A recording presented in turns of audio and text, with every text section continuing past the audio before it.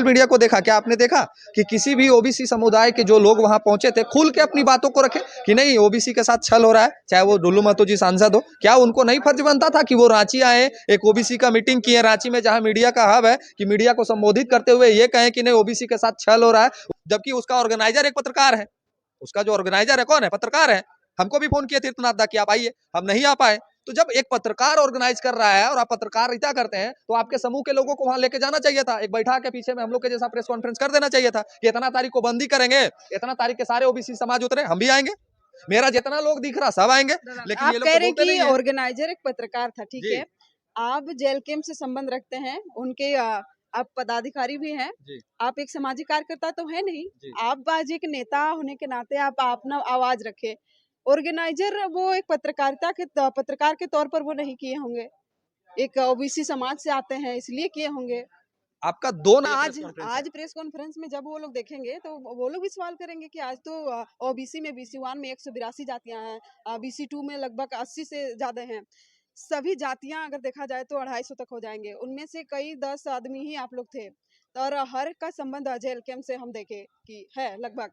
तो लोग कहेंगे कि आप लोग तो सिर्फ एक पार्टी का चेहरा बनने के लिए, या फिर पार्टी बदनाम हो गई 2 दिन पहले की कुर्मियों का पार्टी है, उसको कहीं ना कहीं आप लोग मैनेज करने के लिए ये सब कर रहे हैं। अच्छा, अगर जेएलकेम के ही बैनर, लोग कहेंगे कि और भी तो लोग नहीं हैं, नहीं, उनको आप लोग क्यों नहीं हम बुलाए? ये कह रहे हैं कि अगर कल के डेट में विधानसभा सत्र में जिताया जा सकता है तो ये बात तो सबको पता है। सूरज, तो कई बार हम देखे हैं कि सरकार मान भी जाती है, उसके बाद PIL दायर हो जाता है कि अगेंस्ट में। कारण हाँ, कारण तो समझिए, क्यों कारण नहीं? क्या है बता रहे हैं।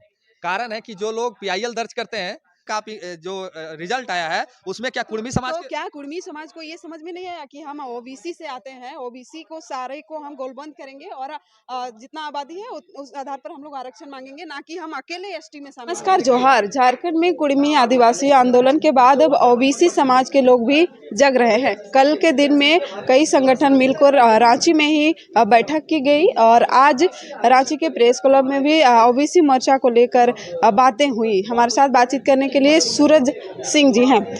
दादा, कल ही के डेट में कई संगठनों ने मिलकर ओबीसी मोर्चा का बात को उठाया, और जस्ट एक दिन बाद आप लोग फिर बैठक कर रहे हैं। कल के बैठक में आप लोग वहां पर थे?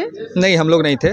कल के बैठक की जानकारी हमें थी, लेकिन किसी कारणवश हम नहीं पहुंच पाए। और कल जो बैठक किया गया है ये कोई पहली बैठक नहीं है कि ओबीसी समाज को लेकर एक बैठक किया गया हो। इसके पहले भी अनेकों बैठक किए गए हैं, अनेकों तैयारियां की गई हैं, लेकिन रिजल्ट कुछ सामने नहीं आया है। कल का जिन्होंने भी जो भी बैठक की है, जो भी उनके नेतृत्व करता होंगे, पता चला है कि धनबाद सांसद डुल्लू महतो जी भी थे, पांकी विधायक शशिभूषण मेहता भी थे, और भी बड़े चेहरे थे उस आंदोलन में, और उस आंदोलन को रूपरेखा देने में तैयारी कर रहे हैं। तो जिस दिन हमको ये माने वो फील करवा देंगे कि सच में ये अधिकार की लड़ाई लड़ने के लिए संगठन बना रहे हैं, सच में ओबीसी को एक अधिकार दिलाने की बात कर रहे हैं, उस दिन ये पूरा जो प्रेस कॉन्फ्रेंस आप देख रहे हैं जितने सारे लोग हैं उनके साथ खड़े हो जाएंगे। लेकिन ये सिर्फ एक बंद कमरों में ही रह जाता है। अभी वो जो कल मीटिंग हुआ है ये देखने वाला बात होगा कि क्या वो सच में रोड पे भी उतरते हैं, अधिकार की बात भी होती है, या फिर सिर्फ आप इतना से आप जरा सोच लीजिए, कल एक प्रेस कॉन्फ्रेंस या फिर मीटिंग जो भी उन लोगों का हुआ, किसी भी नेता विधायक ने ये खुल के कहा कि ओबीसी के साथ छल हो रहा है। हमने तो पूरा सोशल मीडिया को देखा, क्या आपने देखा कि किसी भी ओबीसी समुदाय के जो लोग वहां पहुंचे थे खुल के अपनी बातों को रखे कि नहीं ओबीसी के साथ छल हो रहा है, चाहे वो डुल्लू महतो जी सांसद हो, क्या उनको नहीं फर्ज बनता था कि वो रांची आए, एक ओबीसी का मीटिंग किए रांची में जहां मीडिया का हब है, कि मीडिया को संबोधित करते हुए ये कहें कि नहीं ओबीसी के साथ छल हो रहा है, उसके अधिकार के लिए हम लड़ाई लड़ेंगे? नहीं कहे। क्यों नहीं कहे? शशिभूषण मेहता जी जो आए पांकी से चल के, क्या आए थे? सिर्फ फोटो खिंचवाने के लिए, उस ग्रुप में हम बैठ के यहाँ फोटो खिंचवा लेंगे, मेरा फोटो आ जाएगा और ओबीसी समाज का हम मसीहा बन जाएंगे, ये कहने के लिए आए थे? उनको प्रेस कॉन्फ्रेंस करना चाहिए था, जबकि उसका ऑर्गेनाइजर एक पत्रकार है। उसका जो ऑर्गेनाइजर है कौन है? पत्रकार है। हमको भी फोन किए तीर्थनाथ दा कि आप आइए, हम नहीं आ पाए। तो जब एक पत्रकार ऑर्गेनाइज कर रहा है और आप पत्रकारिता करते हैं तो आपके समूह के लोगों को वहां लेके जाना चाहिए था, एक बैठा के पीछे में हम लोग के जैसा प्रेस कॉन्फ्रेंस कर देना चाहिए था कि इतना तारीख को बंदी करेंगे, इतना तारीख के सारे ओबीसी समाज उतरे, हम भी आएंगे, मेरा जितना लोग दिख रहा सब आएंगे। लेकिन आप ये लोग कह तो रहे हैं बोलते कि नहीं है। ऑर्गेनाइजर एक पत्रकार था, ठीक जी है। आप जेल कैंप से संबंध रखते हैं, उनके आप पदाधिकारी भी हैं, जी आप एक सामाजिक कार्यकर्ता तो है नहीं। जी आप आज एक नेता होने के नाते आप अपना आवाज रखे। ऑर्गेनाइजर वो एक पत्रकार के तौर पर वो नहीं किए होंगे, एक ओबीसी समाज से आते हैं इसलिए किए होंगे। आपका दो नजरिया क्यों है? आपका दो नजरिया क्यों है? एक पत्रकार को आप ओबीसी का समाज बता देते हैं, और एक नेता को कह देते हैं कि एक पार्टी का आप नेता है। तो आपका दो नजरिया क्यों है? ओबीसी चाहे वो पत्रकारिता करे चाहे नेतागिरी करे, ओबीसी ओबीसी है। आज यहाँ जितना चेहरा दिख रहा था सबका कोई ना कोई संगठन से ताल्लुक रखते हैं। ऐसे नहीं है कि सारे लोग जेएलकेएम के लोग हैं, किसी न किसी संगठन से सारे लोग का ताल्लुक है। तो आप अगर उनको कह रहे हैं कि वो पत्रकार होने के साथ साथ ओबीसी का बेटा है, तो ये जेएलकेएम के नहीं, मैंने बेटा नहीं कहा। नहीं देखिए, नहीं, निश्चित तौर पे वो पहले ओबीसी के बेटा है, इसलिए हम कह रहे हैं ये बात। काहे कि वो पहले भूमिपुत्र तीर्थनाथ लिखते थे, आज वो लिख रहे हैं तीर्थनाथ कुशवाहा, यानी कि वो ओबीसी के बेटा हैं। इसमें कहीं दो मत नहीं है। वो खुद सर्टिफाइड किए हैं कि हम ओबीसी का बेटा हैं, इसीलिए हमने कहा कि वो ओबीसी का बेटा है। उसी तरह से वो जैसे पत्रकारिता करते हैं और ओबीसी समाज का बेटा है, ठीक उसी प्रकार आज जेएलकेएम के जितने पदाधिकारी ये भी ओबीसी का बेटा है। जेएलकेएम अपने घर में ठीक है, पार्टी हमारे लिए ठीक है, लेकिन ये लड़ाई ओबीसी की है। आज देखिए यहाँ जेएलकेएम का बैनर नहीं लगा हुआ है, आज नहीं लगा हुआ है ना। हमने कभी परिचय दिया कि हम जेएलकेएम के संगठन महासचिव बोल रहे हैं? हमने कहा सूरज सिंह ओबीसी की आवाज रखने के लिए यहाँ आया है और ओबीसी का आवाज बुलंद करेगा। आप ये नजरिया बनाइए कि ओबीसी का नेता जेएलकेएम में भी है, कुर्मी समुदाय का नेता जेएलकेएम में भी है, राजपूत समाज का भी बेटा जेएलकेएम में है। तो जेएलकेएम को आप लोग दो नजरिए से देखते हैं कि नहीं ये बात कर दिया समाज का तो ये तो वो पार्टी हो गया। नहीं, ऐसा नहीं है। जिस नजरिया से आप दूसरे को देखते हैं, ठीक उसी नजरिया से हमको भी देखिए। वो पत्रकारिता करते हुए आप ओबीसी वर्ग के बेटे हैं, तो ठीक उसी प्रकार हम लोग भी एक पार्टी में रहते हुए ओबीसी वर्ग के बेटे हैं और इस आवाज को बुलंद करेंगे। कल का जो मीटिंग है उस मीटिंग से हम संतुष्ट नहीं है। जिस दिन हमको लगेगा कि हम वो मीटिंग को संतुष्ट कर दिया है लोगों ने, वो लोग राजभवन का घेराव करें ना, हम चलिए मीटिंग तो चलिए नहीं पहुंच पाए, वो बड़का चीज नहीं था, वहां फोटो खिंचाने आना था। हम कह रहे हैं कि आप कल राजभवन का घेराव करिए, सीएम ऑफिस का घेराव करिए। अगर हम नहीं दिखेंगे तब दोषीवार हो जाएंगे कि नहीं ये लोग खाली मीडिया में चमकने आता है, ये लोग आवाज नहीं उठाता है। आप जिस दिन आंदोलन की घोषणा करिए उस दिन आह्वान करिए, हमारा ये सारा समाज का बेटा आपके साथ खड़ा रहेगा। तो खाली फोटो खिंचाने हम लोग नहीं आए हैं। हमको बहुत तकलीफ है इस बात से कि कल इतने बड़े बड़े चेहरे होने के बावजूद उन्होंने ओबीसी समाज को संबोधित नहीं किया। ये बहुत ही दुख की विषय है, बहुत ही दुख का बात है। सिर्फ जिंदाबाद करने से ओबीसी को अधिकार नहीं मिलेगा। अगर मिलना होता था, झारखंड भारत आजाद हुए 47 से लेकर 25 हो गया, आजादी के बाद भी इन लोगों को अधिकार अगर नहीं मिला है तो कारण यही है कि बस नेता के चंगुल में हम लोग फंस जाते हैं और नेता लोग हम लोग को बेच के निकल जाते हैं। ये बहुत तकलीफ का विषय है। ये पूरे वो ओबीसी वर्ग को सोचना होगा कि इतना बड़ा का आंदोलन होता है, उस आंदोलन में लोग प्रेस कॉन्फ्रेंस नहीं करते हैं, अपनी बातों को नहीं रखते हैं, जनता को ये नहीं बताना चाहते हैं कि ढुलू महतो जी ओबीसी का मसीहा है, पांकी विधायक ओबीसी का मसीहा है। ये लोग बोलना नहीं जानते हैं कि ओबीसी के लिए हम क्या बोले। अगर सच में ये लोग हितैषी हैं तो हम कहेंगे कि शीतकालीन सत्र में शशिभूषण मेहता जी बोले यहाँ विधानसभा में और ढुलू महतो जी बोले लोकसभा में कि ओबीसी को अधिकार मिलना चाहिए। वहां तो ये लोग नहीं बोलेंगे, ये लोग मीडिया में नहीं बोलते तो वहां क्या बोलेंगे। तो इसलिए हम असंतुष्ट हैं, इसीलिए आज दादा हमारा ये आज प्रेस कॉन्फ्रेंस है। आज प्रेस कॉन्फ्रेंस में जब वो लोग देखेंगे तो वो लोग भी सवाल करेंगे कि आज तो ओबीसी में BC1 में 182 जातियां हैं, BC2 में लगभग 80 से ज्यादा हैं। सभी जातियां अगर देखा जाए तो 250 तक हो जाएंगे। उनमें से कई 10 आदमी ही आप लोग थे और हर का संबंध जेएलकेएम से हम देखे कि है लगभग। तो लोग कहेंगे कि आप लोग तो सिर्फ एक पार्टी का चेहरा बनने के लिए, या फिर पार्टी बदनाम हो गई 2 दिन पहले की कुर्मियों का पार्टी है, उसको कहीं ना कहीं आप लोग मैनेज करने के लिए ये सब कर रहे हैं। अच्छा, अगर जेएलकेएम के ही बैनर से अगर ओबीसी को इंसाफ मिलता है तो किसी को तकलीफ है का? अगर जेएलकेएम बैनर से ही अगर किसी को ओबीसी का इंसाफ मिलता है, अगर टाइगर जयराम महतो के समर्थन देने से ही ओबीसी को इंसाफ मिलता है, तो कोई ओबीसी कहेगा कि हमको आरक्षण मत दिलाओ? अगर कल के डेट में विधानसभा में टाइगर जयराम महतो जी डंके की चोट पर नहीं, कहे, वो लोग कहेंगे कि और भी तो लोग नहीं, हैं, नहीं, उनको आप लोग क्यों नहीं बोल हम रहे? ये कह रहे हैं कि अगर कल के डेट में विधानसभा सत्र में जिस समय टाइगर जयराम महतो जी का गर्जना होगा और वो कहेंगे कि नहीं ओबीसी को उनके आबादी के अनुरूप आरक्षण मिलना चाहिए, तो क्या जयराम महतो जी ओबीसी नहीं है? क्या जयराम महतो जी ओबीसी नहीं है? अरे कुर्मी समुदाय एसटी की लड़ाई लड़ रहा है, आज 75 वर्षों से वो ओबीसी ही है।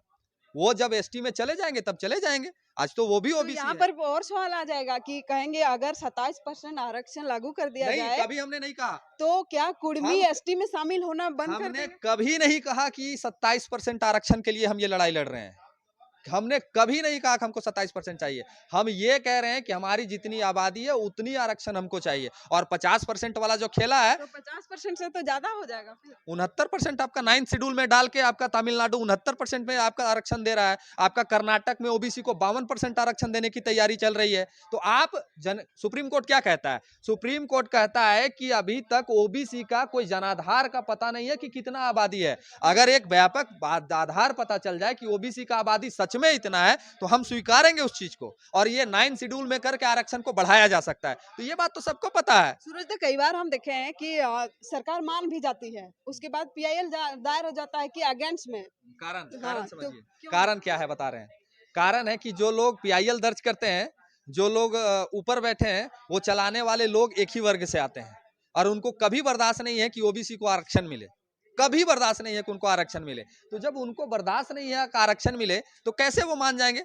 आप मान के चलिए, जो समाज को आप सिर्फ वोट के लिए पैदा किए हैं, जो समाज को आप सिर्फ वोट के लिए देखते हैं, वो समाज को आप कैसे उम्मीद कर सकते हैं कि समाज को हम आरक्षण देके इसको नौकरी दे देंगे, मुखिया बना देंगे, पंचायत समिति बना देंगे। अरे ये इतना दबा कुचला समाज है कि इसके लिए एक पंचायत का, वार्ड परिषद का जो सीट होता है वो रिजर्व नहीं है, इतना दबा कुचला समाज है। तो ये तय करना होगा लोगों को कि आप किस ट्रैक में दलना चाहते हैं। झारखंड में जितने ओबीसी मंच है, सभी का स्वागत है, सभी लोग आए और इस मंच को स्वीकारें, हम भी जाएंगे। अगर कल हमको ये एहसास हो जाएगा कि सच में ये आंदोलन की तैयारी है, आंदोलन करने जा रहे हैं, कल का जो बैठक के जो लोग थे उनका मैं सम्मान करता हूं, कि वो सारे ओबीसी से हैं। वो ओबीसी के सारे लोग जिस दिन आंदोलन में बुला लिए हमको, ये सारे चेहरे दिखेंगे, और हो सकता है कि पूरा जेएलके में उनके साथ उलट के आ जाएगा समर्थन देने के लिए, कि जेएलके में एक बहुत बड़ी आबादी है जो ओबीसी की है। ये बात मानते हैं ना। आप एक बात हमको बताइए, हम बताइए कि आप जयराम महतो को एसटी मानते हैं कि ओबीसी मानते हैं। अभी तो ओबीसी कैटेगराइज है, तो वही ना मानेंगे। ओबीसी मान रहे हैं ना। तो सोचिए कि जेएलके में कितनी बड़ी आबादी ओबीसी की है। अगर ये आबादी उलट के आ गया आंदोलन करने के लिए रोड पे, तो सरकार नहीं संभाल पाएगी। तो फिर एसटी आंदोलन का क्या होगा? वो समाज का बात है, वो कुर्मी समाज अपने अधिकार की लड़ाई पिछले 75 वर्षों से लड़ रही है, कोई आज का बात नहीं है ये। तो फिर वो लोग तो फिर तो सवाल कर रहे हैं ना कि 75 वर्षों से जो ओबीसी का आरक्षण है वो ले रहे हैं। एक बात समझिए, अभी अगर आरक्षण ओबीसी का 54% होता, अभी अगर 54% आरक्षण मान के चलिए ओबीसी का होता, तो क्या ओबीसी में 54% होने के बाद कुर्मी समाज को आरक्षण नहीं मिलता?